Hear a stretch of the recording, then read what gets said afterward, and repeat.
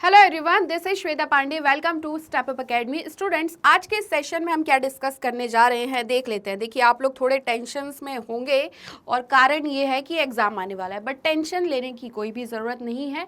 आपको क्या करना है, ध्यान से सारे वीडियोस देखने हैं। मैं जितना भी आपको पढ़ा रही हूँ आप पढ़ते जाइए आराम से, और कुछ हम इतना ज़्यादा भी नहीं पढ़ रहे हैं, सिर्फ क्वालिटेटिव हम पढ़ रहे हैं, क्वांटिटी पर फोकस नहीं कर रहे हैं। आपको कितना समझ आना चाहिए, कितना याद होना चाहिए, बस उस पर हम ध्यान दे रहे हैं।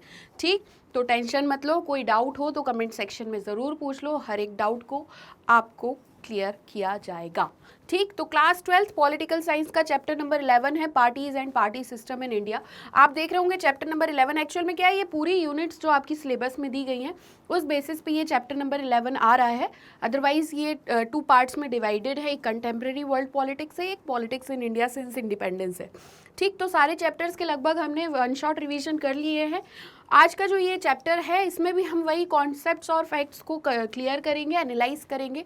तो सबसे पहले तो हमें ये देखना है कि चैलेंज क्या क्या थे डेमोक्रेसी बिल्डअप करने के लिए। Challenge of building democracy. Independent India जो बना, एक तरीके से जो भारत को आज़ादी मिली, वो बहुत सारे सरकमस्टेंसेस के बाद मिली, बहुत सारे डिफ़िकल्ट सरकमस्टेंसेस के बाद मिली। काफ़ी सारी परिस्थितियाँ ऐसी थी जिसे हम देखते हैं तो सोचते हैं कि कैसे भारत में डेमोक्रेसी लेके आ सकते थे। ठीक, कैसे यूनिटी लेकर आ सकते थे इतनी डाइवर्सिटी होने के बाद, किस तरीके से अकोमोडेशन किया गया, कैसे कंसोलिडेशन किया गया। तो इसलिए कहा जाता है कि काफ़ी सारी परिस्थितियां तो बाद में भी थी, लेकिन जब इंडिपेंडेंट इंडिया हुआ, जब भारत को आज़ादी मिली, वो भी काफ़ी सारी सरकमस्टेंसेस थे। एक सबसे बड़ा डिफ़िकल्टी हम अगर बात करें तो हम देखते हैं पार्टीशन में, भारत और पाकिस्तान में। ठीक, क्लियर हुआ। तो हमारे लीडर्स एक आइडिया में बिलीव करते थे, भले ही सबकी आइडियोलॉजी अलग अलग थी, बट सभी लोग एक चीज़ पे एग्रीड थे और वो थी डेमोक्रेसी। डेमोक्रेसी का आइडिया सभी को था, as well as the critical role of politics in any democracy. और इसी के साथ साथ एक क्रिटिकल रोल था जो किसी और डेमोक्रेसी में, जो किसी और लोकतंत्र में आज तक नहीं देखा था। ठीक, इन्होंने पॉलिटिक्स को एक प्रॉब्लम की, सॉल्विंग प्रॉब्लम की तरह देखा, ना कि क्रिएटिंग प्रॉब्लम्स। मतलब देखो, इम्पॉर्टेंट है ये पॉइंट अगर हम बात करें पॉलिटिक्स की, तो इन्होंने कहा कि पॉलिटिक्स हमको हेल्प करेगी प्रॉब्लम्स सॉल्व करने में, ना कि प्रॉब्लम्स क्रिएट करने में। ठीक, तो ये विचारधारा थी, ना कि ये। क्लियर हुआ। अब आगे क्या हुआ कि इन्होंने सोसाइटी को जैसे ही देखा तो सोसाइटी में ये बात कही गई कि सोसाइटी ही है, समाज ही है जो डिसाइड करेगा कि किस तरीके से शासन किया जाए, किस तरीके से रेगुलेट किया जाए और किस तरीके से नीतियों को अपनाया जाए। ये 3 चीज़ों पर सारी चीज़ें चल रही थी। अगर क्वेश्चन आ जाए चैलेंज ऑफ बिल्डिंग डेमोक्रेसी तो ये आप लिख सकते हैं। ठीक, क्लियर हुआ। आगे बढ़ते हैं। और इन्हीं जो कन्फ्लिक्ट्स थे, एक तरीके से जो लोगों की आकांक्षाएं थी, उनमें काफ़ी सारे कन्फ्लिक्ट्स थे। किसी को लैंग्वेज बेसिस पर किसी स्टेट्स चाहिए, किसी को कल्चर बेसिस पर चाहिए, किसी को सेपरेट स्टेट चाहिए। तो इस तरीके की प्रॉब्लम्स को सॉल्व करने के लिए और डिफरेंट ग्रुप्स जो है सोसाइटी में, उनकी प्रॉब्लम सॉल्व करने के लिए डेमोक्रेटिक पॉलिटिक्स ही अपने आप में एक अच्छी अप्रोच थी। ठीक, तो हम जानते हैं कि इंडिया में इनडायरेक्ट डेमोक्रेसी है। इनडायरेक्ट डेमोक्रेसी एक बार मैं आपको फिर से समझा दूं।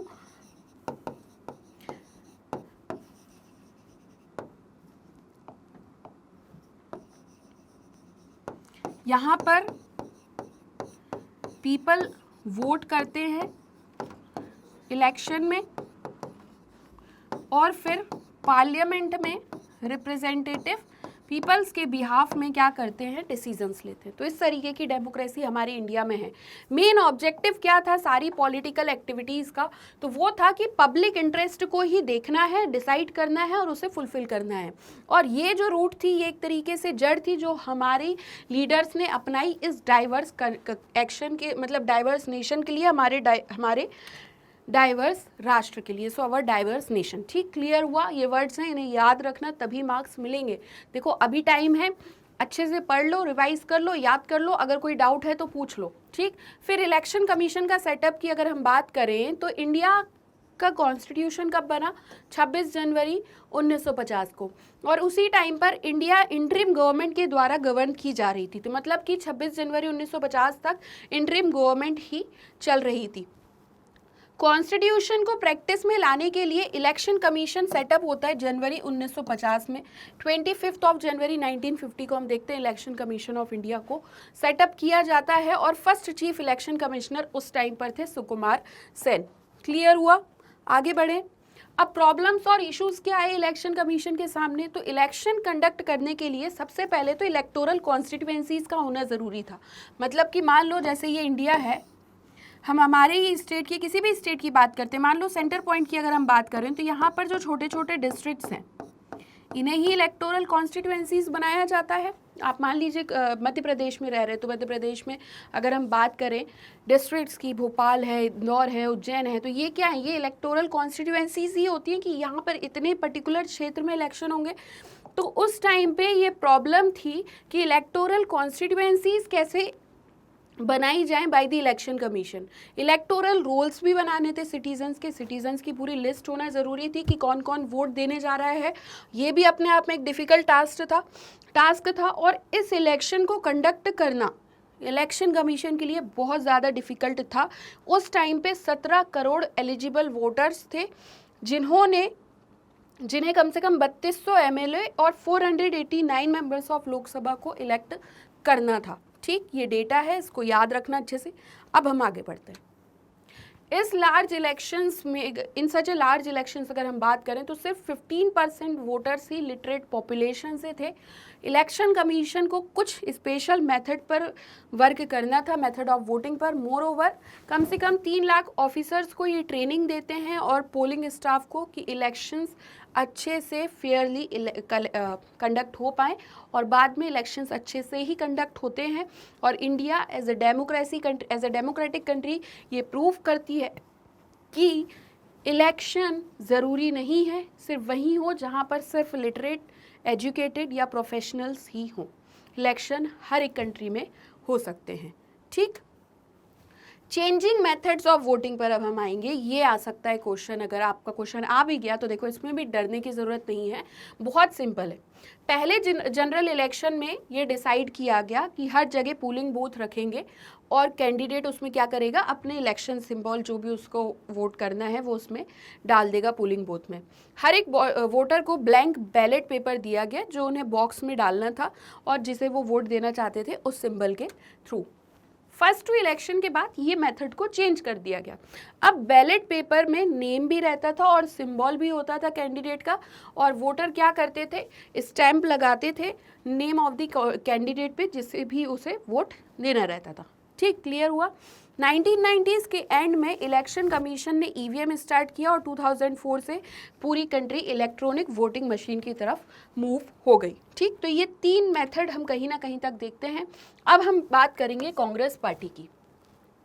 ये पहली मॉडर्न नेशनलिस्ट मूवमेंट की अगर हम बात करें, it was the first modern nationalist movement to develop in the British empire in Asia and Africa, having been founded in 1885। तो कांग्रेस की बात कर रहे हैं कि ये पहली मॉडर्न नेशनलिस्ट मूवमेंट था जिस ब्रिटिश एम्पायर में, एशिया में और अफ्रीका में, और कब फाउंड की गई ये पार्टी? 1885 में।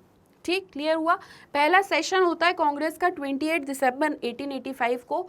इंडिया की जो फेडरल गवर्नमेंट और न्यूमरस स्टेट एडमिनिस्ट्रेटर्स जो हैं, ये सारी चीज़ें क्रिएट की जाती हैं कांग्रेस के द्वारा इंडिपेंडेंस के बाद 1947 में। ठीक, कांग्रेस इंडिया की सबसे पावरफुल पॉलिटिकल पार्टी बनती है। 2019 तक की अगर हम बात करें तो इसने आउटराइट मेजॉरिटी 7 स्टेट्स में, 7 ऑफ द 17 जनरल इलेक्शंस में जीती है। उसी के साथ साथ रूलिंग कॉलिशन भी 3 बार हुआ है, leading the countries government for more than 54 years. तो कुछ इस तरीके से इतिहास रहा है। जवाहरलाल नेहरू जी पहले कांग्रेस प्राइम मिनिस्टर थे, वाइल मनमोहन सिंह जी की अगर हम बात करें तो वो मोस्ट रिसेंट रहे थे 2004 से 2014 तक। अब कहानी शुरू होती है किसकी? Parties and party system in India की। ठीक, यहाँ तक की सारी चीज़ें क्लियर हुई। तो पहला जनरल इलेक्शन होता है 1952 में। इस इलेक्शन में कांग्रेस 364 सीट्स जीत जाती है 489 सीट्स में से। मतलब लगभग कितनी हो गई?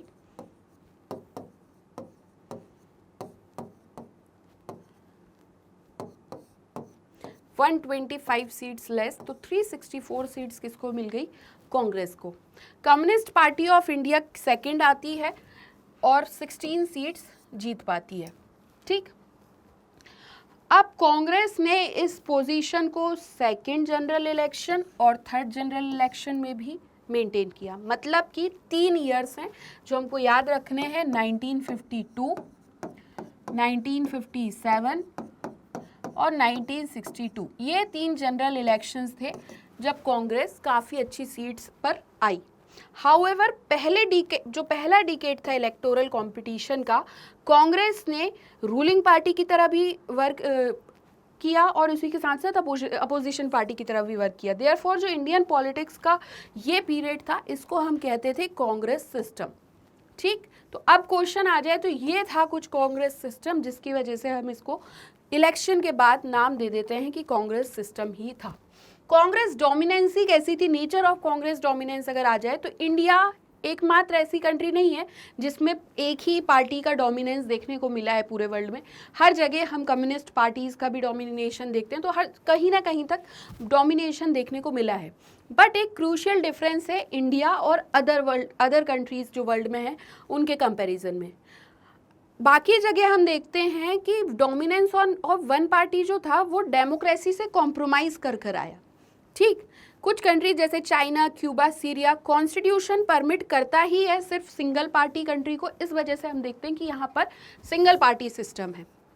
ठीक, म्यांमार, बेलारूस, इजिप्ट, इरिट्रिया की अगर हम बात करें तो वन पार्टी स्टेट्स हैं, क्योंकि यहाँ पर भी लीगल और इसी के साथ साथ मिलिट्री मेजर्स हैं।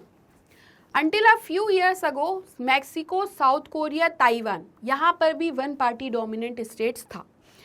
लेकिन कांग्रेस पार्टी की अगर हम बात करें तो ये डेमोक्रेटिक कंडीशंस की वजह से ही हुआ।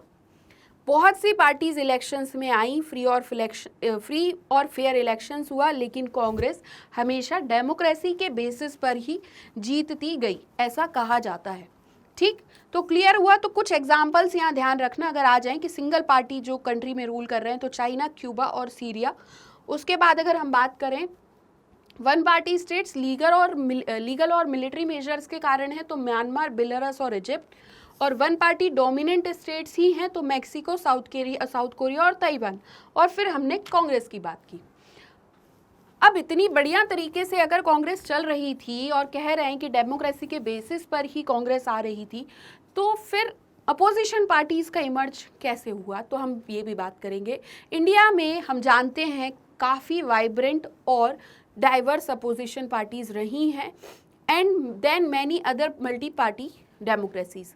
जैसे कि अगर हम बात करें तो before the first general election of 1952 ये कुछ पार्टीज हमें देखने को मिलती हैं। लेकिन नॉन कांग्रेस पार्टीज की जड़ कहाँ से आती है? The roots of almost all the non Congress parties of today can be traced to one or the other of the opposition parties of the 1950s की तरफ से हम देख सकते हैं। ये सारी अपोजिशन पार्टीज सक्सीड होती हैं in gaining only a token representation in the Lok Sabha and state assemblies during this period. तो ऐसा कहा जाता है कि जितनी भी अपोजिशन पार्टीज हैं, और ऐसा ही था, ये फैक्ट है कि इन्हें सिर्फ टोकन रिप्रेजेंटेशन ही मिल पाया लोकसभा में और स्टेट असेंबलीज में इस टाइम पर।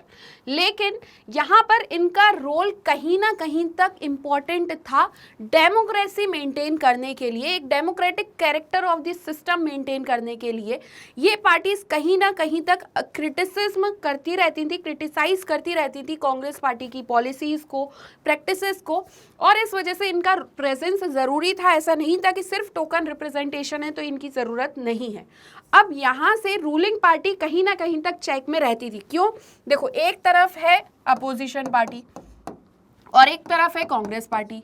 अब कांग्रेस पार्टी पॉलिसीज लेकर आ रही है, ठीक, प्लान्स लेकर आ रही है, प्रोग्राम्स लेकर आ रही है, ये तरह तरह के वर्ड्स जो हम यूज करते हैं। तो इन सारी चीजों पर चेक कौन रख रहा था?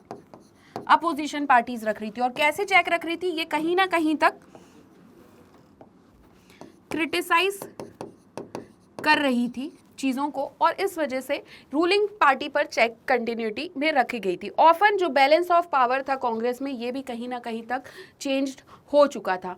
डेमोक्रेटिक, पॉलिटिकल और एक अल्टरनेटिव की तरह ये इन पार्टीज को अलाइव रखी हुई थी चीज़ें, मतलब कि डेमोक्रेटिक पॉलिटिकल अल्टरनेटिव। एक तरफ तो रूलिंग पार्टी है, अब दूसरी तरफ अल्टरनेटिव में ये पार्टीज थी, और इनने कहीं ना कहीं तक एंटी डेमोक्रेसी ना हो इस चीज़ को प्रिवेंट करके रखा। अब ये सारी पार्टीज़ के जो लीडर्स थे काफ़ी अच्छे थे, क्रूशियल रोल ये प्ले कर रहे थे, इन्होंने काफ़ी अच्छा रोल प्ले किया था हमारी कंट्री को शेप करने में।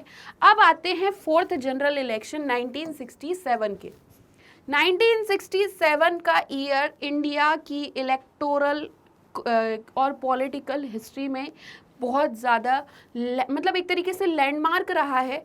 इस इलेक्शन में मेजर चेंजेस देखने को मिलते हैं। ठीक, सीरियस इकोनॉमिक क्राइसिस थे इस टाइम पर, क्योंकि मॉनसून फेलियर होता है, ड्रॉट हो जाता है, एग्रीकल्चर प्रोडक्शन में कमी आती है, फूड शॉर्टेज होती है, फॉरेन एक्सचेंज रिजर्व्स में डिप्लीशन होता है, कमी आती है। ये सारी टाइम का ये पीरियड था, और इसी के साथ मेजर चेंजेस हम इलेक्शन में देखते हैं।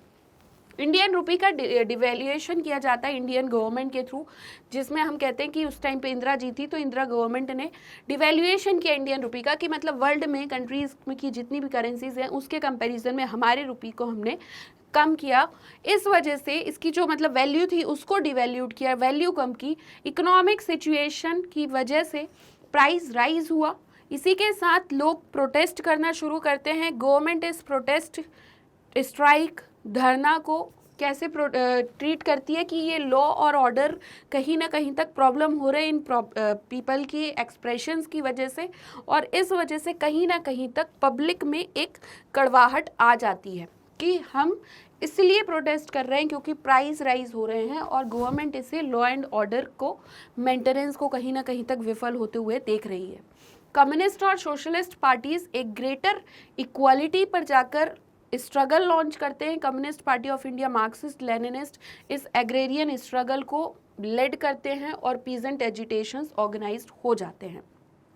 इस टाइम पर हिंदू मुस्लिम दंगे देखने को मिलते हैं। इंडिपेंडेंस के टाइम से अगर हम बात करें तो, और नॉन कांग्रेसिज्म की बात करते हैं अब, तो ये सिचुएशन ने कहीं ना कहीं तक जो पार्टी पॉलिटिक्स चल रही थी कंट्री में उसे अफेक्ट किया।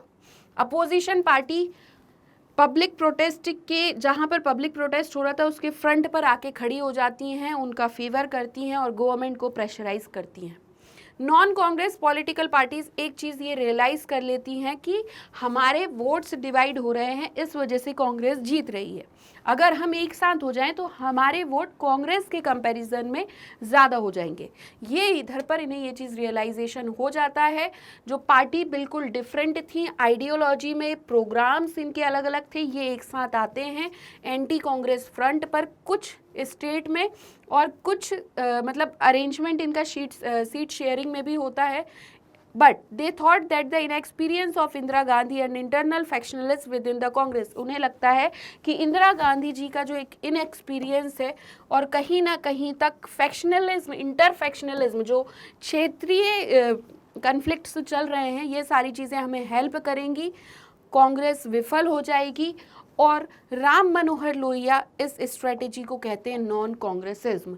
ठीक, अब बाय पार्टी सिस्टम और जो स्टेट और जनरल इलेक्शंस के रिजल्ट आते हैं 1967 के, ये प्रूव कर देते हैं कि किसी भी इलेक्शन में, किसी भी चुनाव में कांग्रेस को हराया जा सकता है। और इस इलेक्शन के बाद इंदिरा गांधी जी अपनी ही पार्टी में, अपने ही पार्टी के लोगों से चैलेंज फेस करती हैं।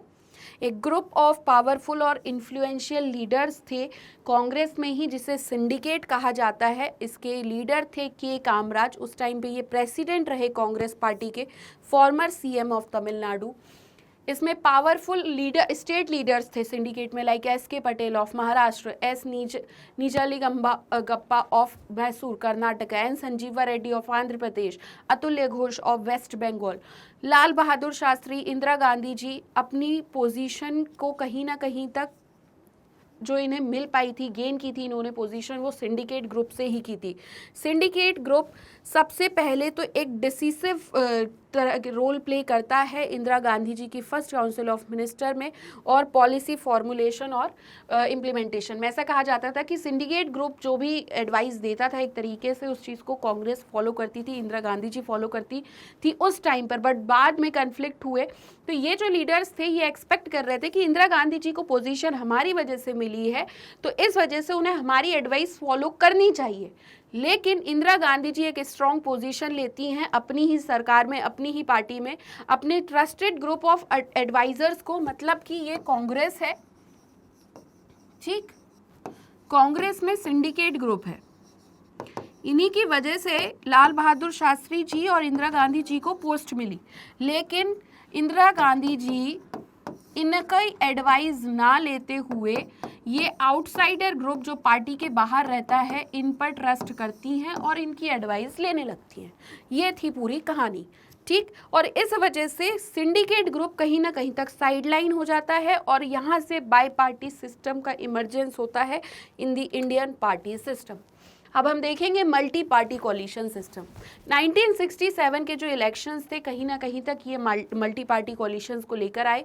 कोई भी सिंगल पार्टी को मेजॉरिटी नहीं मिलती है, बहुत सी नॉन कांग्रेस पार्टीज एक साथ आ जाती हैं लेजिस्लेटिव पार्टीज में जो नॉन कांग्रेस गवर्नमेंट से होती हैं, जैसे कि संयुक्त विधायक दल गवर्नमेंट्स। बहुत से केसेस में कोलिशन पार्टनर्स आइडियोलॉजिकली एक दूसरे को अपोज करते हैं, मतलब कि एक तरफ तो कांग्रेस है, एक तरफ नॉन कांग्रेस है। अब जिस तरीके से यहाँ पे सिंडिकेट ग्रुप और एक तरफ इंदिरा गांधी जी हम देख रहे हैं, उसी तरीके से यहाँ पर आइडियोलॉजी जो थी लोगों की वो डिफरेंट थी। एक साथ तो आ गए कांग्रेस को हराने के लिए, लेकिन इनकी विचारधाराएं भी तो अलग अलग थी, ठीक। तो अब यहाँ पर क्या होता है कि ये अपोजिशन पार्टीज में एक दूसरे को ये अपोज करने लगते हैं। जैसे कि एसवीडी गवर्नमेंट जो बिहार में थी, ये socialist party, Samyukta socialist party SSP और PSP Praja socialist party along with CPI on left and the Jansangh on the right, ये कोलिशन बनाते हैं। पंजाब में पॉपुलर यूनाइटेड फ्रंट थी जिसे rival Akali party, Sant group और master group communist party CPI CPIM के साथ बनाते हैं। एसएसपी रिपब्लिकन पार्टी, भारतीय जनसंघ। तो ये कुछ एग्जाम्पल्स हैं, आप यूज कर सकते हैं। अब ये सारी कहानी चल रही थी, इनके बीच में हम देखते हैं डिफेक्शन, ठीक। डिफेक्शन में क्या देखा जाता है कि एक इलेक्टेड रिप्रेजेंटेटिव इलेक्शन जीतने के बाद जिस पार्टी से जीता है उस पार्टी को छोड़ देता है और दूसरी पार्टी में मिल जाता है। मान लो एक एग्जांपल बता रही हूँ कि एक रिप्रेजेंटेटिव है, अभी प्रेजेंट के हिसाब से समझ लो, ये इलेक्शन में खड़े हुए और ये जीत गए। अब ये इलेक्शन में खड़े हुए थे कांग्रेस की तरफ से, लेकिन ये जैसे ही जीते तो इन्होंने कांग्रेस को छोड़ दिया और ये कहां पर आ गए, बीजेपी में आ गए। तो ये कुछ पीरियड विद इन ही कुछ पीरियड में यहाँ पर आ गए, तो इसे कहते हैं डिफेक्शन, ठीक। तो जो इस तरीके के उस टाइम पर डिफेक्शन की बात क्यों आई, इसको समझना। जो हम आयाराम गयाराम केस पढ़ते हैं तो कांस्टेंट रीअलाइनमेंट और शिफ्टिंग हो रहा था पॉलिटिकल लॉयल्टीज का, तो इस केस को हम कहते हैं आयाराम गयाराम। इस पार्टी से जीता दूसरी पार्टी में चला गया सॉरी। ये पॉपुलर हो गया था इंडिया में इस प्रैक्टिस को डिस्क्राइब करने के लिए। लेजिस्लेटर्स जिस तरीके से एक पार्टी से आ रहे थे दूसरी पार्टी में जा रहे थे। अब प्रेसिडेंशियल इलेक्शन होता है 1969 का। कांग्रेस पार्टी में स्प्लिट देखने को मिलती है 1969 से। जब प्रेसिडेंशियल इलेक्शन होते हैं उस टाइम पे जाकिर हुसैन जी की डेथ हो जाती है जो उस टाइम पे प्रेसिडेंट थे, और इसके बाद कांग्रेस में स्प्लिट देखते हैं। इंदिरा गांधी जी के रिजर्वेशन के बाद भी सिंडिकेट ग्रुप क्या करता है, अपने ओपोनेंट और उस टाइम पे जो स्पीकर थे लोकसभा के एन संजीवा रेड्डी को खड़ा कर देते हैं ऑफिशियल कांग्रेस कैंडिडेट की तरह प्रेसिडेंशियल इलेक्शन की तरह से। और इंदिरा गांधी जी उस टाइम पे वाइस प्रेसिडेंट थे उनको वीवी गिरी को खड़ा कर देती हैं कि आप इंडिपेंडेंट कैंडिडेट बनेंगे। तो इस तरीके से ये स्प्लिट यहाँ पे अब डायरेक्ट वे में दिखता है। 10 पॉइंट प्रोग्राम इंदिरा गांधी जी लेकर आती हैं जिसमें सेवरल पॉपुलर पॉलिसी मेजर्स होती हैं, जैसे कि nationalisation of 14 leading banks, abolition of privy purse जो प्रिंसली स्टेट्स के लोगों को मिलता था, land reform, distribution of food grains, ceiling on which property, on ban property, provision of houses to poor work conducted. ये सारे प्रोग्राम्स लेकर आती हैं। उस टाइम पे मोरारजी देसाई जो थे वो डेप्यूटी प्राइम मिनिस्टर और फाइनेंस मिनिस्टर थे। अब ये जो दोनों इश्यूज थे कहीं ना कहीं तक किसके मतलब conflict measures emerge between and then prime minister Indira Gandhi due to which left the government. तो यहाँ पर क्या हुआ, कांग्रेस इस तरीके से, देखो पूरी कहानी में सिर्फ आप ये समझो कि इस तरीके से डिवाइड होती है। लेफ्ट के जो थे वो अटैक करते हैं मोरारजी देसाई को कि ये बिग बिजनेस हाउसेस के लीडर की तरह वर्क कर रहे हैं। इंदिरा गांधी जी वीवी गिरी को सपोर्ट करती हैं और एक ये वोट लेकर कंसाइंस वोट लेकर आती हैं, मतलब कि MP MLAs कांग्रेस के जो हैं वो फ्री हैं वोट देने के लिए, जिसे भी वोट देना चाहते हैं। फाइनली जो इलेक्शन होते हैं उसमें वीवी गिरी जीत जाते हैं, संजीवा रेड्डी हार जाते हैं, जो इसके बाद हम देखते हैं कि स्प्लिट कांग्रेस पार्टी में। ठीक, इन सारे इलेक्शंस के बाद कांग्रेस प्रेसिडेंट एक्सपेल्ड हो जाते हैं, एक्सपेल्ड कर देते हैं प्राइम मिनिस्टर को पार्टी से। इंदिरा गांधी जी क्लेम करती हैं अपने ग्रुप को कि इनका जो ग्रुप था वो रियल कांग्रेस था। बाय नवंबर 1969 जो सिंडिकेट ने ग्रुप लेड किया कांग्रेस ऑर्गेनाइजेशन और group led by Indira Gandhi, Congress R मतलब कि रिक्वेशनिस्ट। कहीं ना कहीं तक ये दो पार्टी को डिस्क्राइब किया जाता है ओल्ड कांग्रेस और न्यू कांग्रेस की तरह। ठीक, तो ये सिंडिकेट ग्रुप हम डिफरेंट देख रहे हैं दोनों। नवंबर 1969 में एक कांग्रेस ऑर्गेनाइजेशन और दूसरा कांग्रेस रिक्वेशनिस्ट। ठीक, क्लियर हुआ। The 1971 and election and restoration of Congress. अब जो स्प्लिट हुआ कांग्रेस में, इंदिरा गांधी जी की जो गवर्नमेंट होती है वो माइनॉरिटी गवर्नमेंट हो जाती है। हाउएवर इनकी government communist party of India और DMK के सपोर्ट से चलती रहती है। इस टाइम पे इंदिरा गांधी जी काफ़ी सारे सोशलिस्ट इमेज बनाने की कोशिश करती हैं और इसी के साथ लैंड रिफॉर्म लॉज और सीलिंग लेजिस्लेशन लेके आती हैं। ये डिसॉल्व कर देती हैं लोकसभा को दिसंबर 1970 में, ताकि जो अदर पार्टीज पे इनकी डिपेंडेंसी है ये समाप्त हो जाए। और 5th जनरल इलेक्शन होते हैं फरवरी 1971 में। अब इंदिरा गांधी जी की यहाँ पर क्या स्ट्रेटेजी थी, तो इतने सारे ऑब्स्टिकल्स के बाद न्यू कांग्रेस कुछ इस तरीके से थी जिसमें इसकी बिग अपोनेंट्स कहीं ना कहीं तक कम थे। इसके साथ एक पॉजिटिव स्लोगन इन्होंने लेके आई है, grand alliance did not have any effective political. तो अब यहाँ पर इनका कोई एक इफेक्टिव पॉलिटिकल प्रोग्राम तो था नहीं, तो ग्रैंड अलायंस का एक अपना कॉमन एजेंडा था, वो था इंदिरा हटाओ, रिमूव इंदिरा। वाइल इंदिरा जी की अगर हम बात करें तो इन्होंने एक पॉजिटिव प्रोग्राम प्रेजेंट किया, रिप्रेजेंट किया अंडर द कैची स्लोगन, और इनका स्लोगन था गरीबी हटाओ, मतलब कि रिमूव पॉवर्टी। ठीक, आउटकम क्या हुए 1971 के इलेक्शंस के, तो रिजल्ट हमने देखा कि 5th जनरल इलेक्शंस जो थे 1971 में कांग्रेस आर, जो हम रिक्वेशनिस्ट की बात कर रहे हैं, CP अलायंस, ये ज़्यादा सीट जीत जाती हैं। उसके बाद these votes were far more than Congress had ever won in the first 4 general elections, इससे बहुत कहीं ज़्यादा। और जो कांग्रेस आर और CPI ये टुगेदर 375 सीट जीती हैं लोकसभा में और 48.4 वोट ये शेयर करते हैं। इंदिरा जी की कांग्रेस की अगर हम बात करें तो ये 352 सीट्स और 44% वोट शेयर यहाँ पर जीत जाती हैं। इसके अलावा कांग्रेस की अगर हम बात करें तो बहुत से स्ट्रॉन्ग लीडर्स के साथ, लेकिन ये फिर भी 16 सीट्स ही जीत पाते हैं और लेस देन 1/4 वोट इनको यहाँ पर मिलते हैं secured by Indira Gandhi party.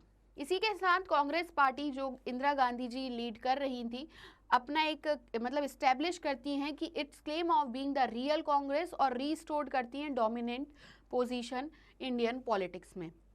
Opposition का जो ग्रैंड अलायंस था इसमें इनका मैसिव फेलियर होता है और लेस देन 40 सीट्स ये जीत पाते हैं। इसी के साथ ये चैप्टर हमारा यहाँ पर कंप्लीट होता है। आई होप आपको समझ आ गया होगा, कॉन्सेप्ट क्लियर हो गए होंगे। अगर क्वेश्चन आए तो आप सब कुछ लिख सकते हैं बहुत आसानी से। अगर कुछ डाउट है तो आप कमेंट सेक्शन में पूछ सकते हैं और इससे ज़्यादा वीडियोस देखना चाहते हैं तो आप हमारी वेबसाइट पर भी विजिट कर सकते हैं। आई होप मैंने आपको जो भी पढ़ाया आपको समझ आया होगा। और अगर आज का सेशन आपको अच्छा लगा है तो आप हमारे चैनल स्टेप अप अकेडमी को please like, share and subscribe करना बिल्कुल भी ना भूलें। Thank you.